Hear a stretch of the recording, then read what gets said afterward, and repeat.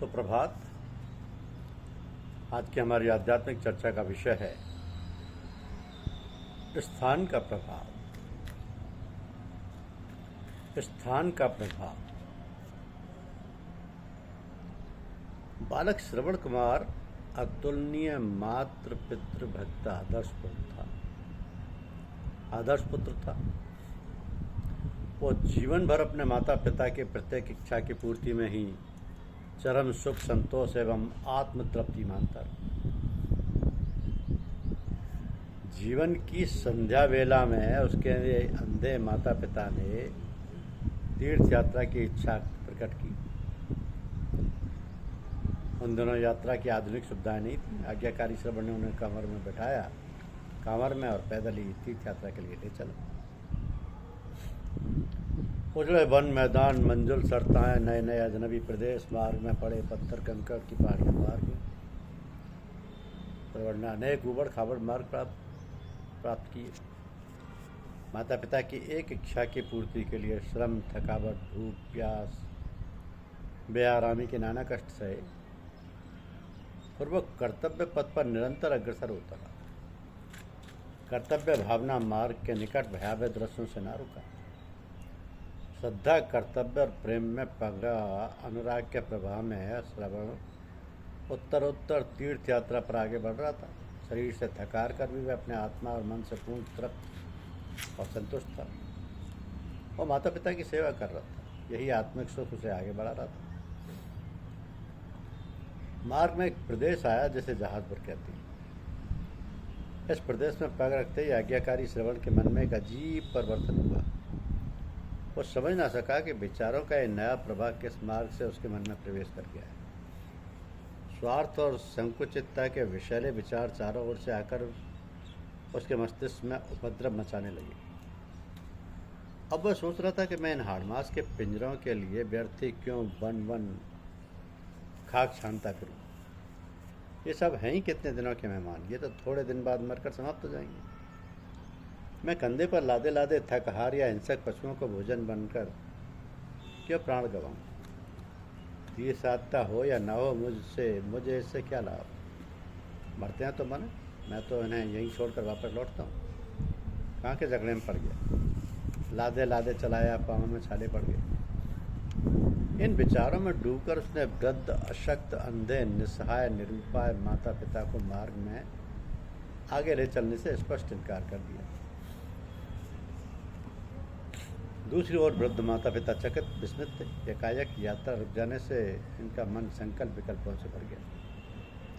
वे श्रवण में अचानक परिवर्तन पाकर कुछ भी समझ नहीं पा रहे थे। वे मन ही मन कह रहे थे कि अरे ये अकस्मात कैसा असर है। इतने शिष्ट और सुशील आदर्श पुत्र में स्वार्थ और अहंकार के विचार कैसे आए। ये आधी यात्रा में ही क्यों कर रुक गया। कहाँ तो एक पल भी हमारी सेवा से विमुख नहीं होता था और कहाँ संजान वन प्रदेश में ही हमें छोड़ देने को तैयार हो गया। क्या इसके संस्कारों में दोष आ गया है। आए हमारा दुर्भाग्य। ये विनाशकारी प्रभाव आखिर कहाँ से आ गया। श्रवण के पिता समझदार थे। उन्होंने विचार कर कहा, हो ना हो ये इस भूमि या वातावरण का ही असर दिखाई देता है। ये जमीन पापपूर्ण विचारों से भरी हुई है। फिर वे श्रवण से बोले, श्रवण ये ठीक है कि तुम हमें कंधों पर लिए इतनी लंबी तीर्थ यात्रा करते कराते थक गए हो। आगे तुम हमारा दुर्व्यय भार लेकर नहीं चल सकते। ठीक है, हमें कहीं ना कहीं छोड़ दो। बस जरा सी एक बात मान लो, फिर आगे कुछ न कहेंगे। श्रवण कुमार ने पूछा, कहिए क्या बात। वो बोलो, इस प्रदेश जहाजपुर की सीमा से बाहर निकाल दो, फिर हम स्वयं कहीं चले जाएंगे। ये फासला छोटा ही है। जहाँ तुमने हमारे लिए इतना श्रम किया, तनिक सा और कष्ट करो। बस हमें इस प्रदेश की सीमा से बाहर कर दो।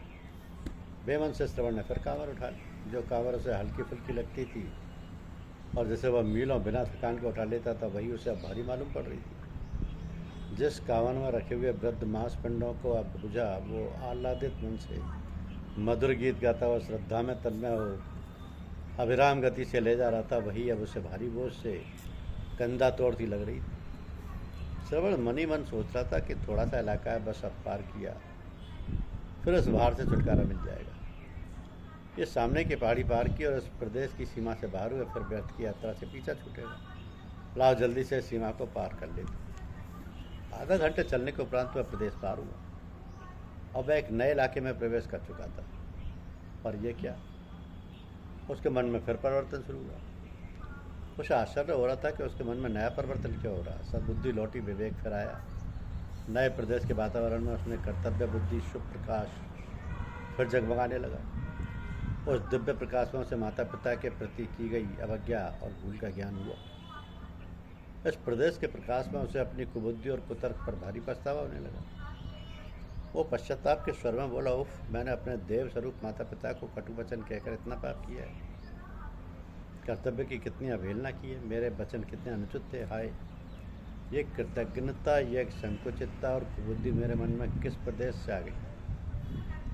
श्रवण को दुखी देखकर उसके पिता ने समझाया, श्रवण, इसमें तुम्हारा कुछ भी दोष नहीं है। ये सब इस भूमि का बुरा स्वभाव था, भूमि का बुरा प्रभाव था।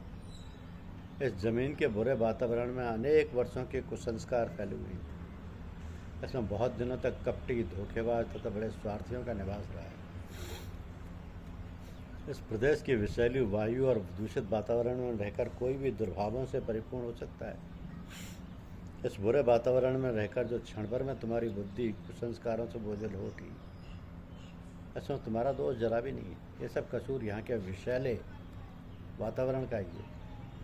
तुम्हारी पितृ मातृ भक्ति में कोई कमी नहीं।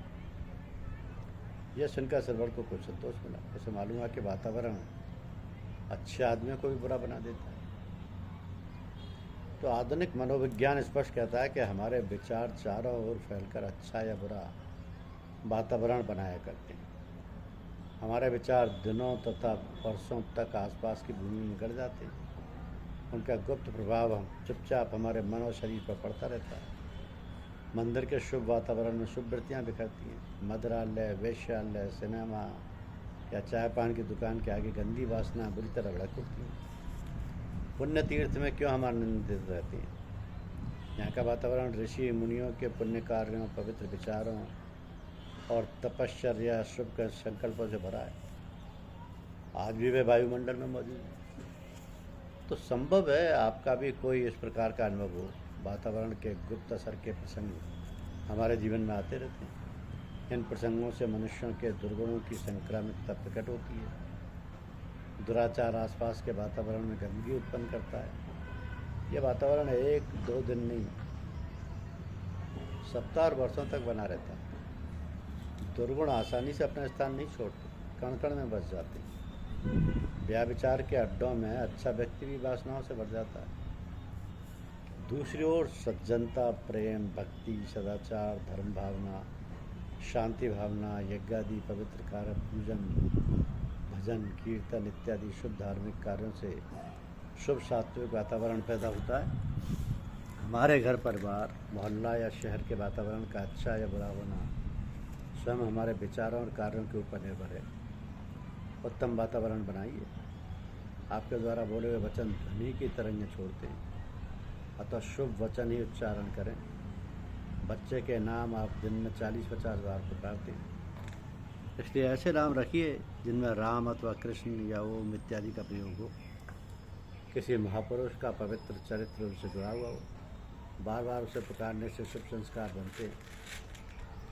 आपकी दीवारों पर लगे हुए चित्र रामायण, महाभारत या गीता धार्मिक प्रसंगों के होने चाहिए।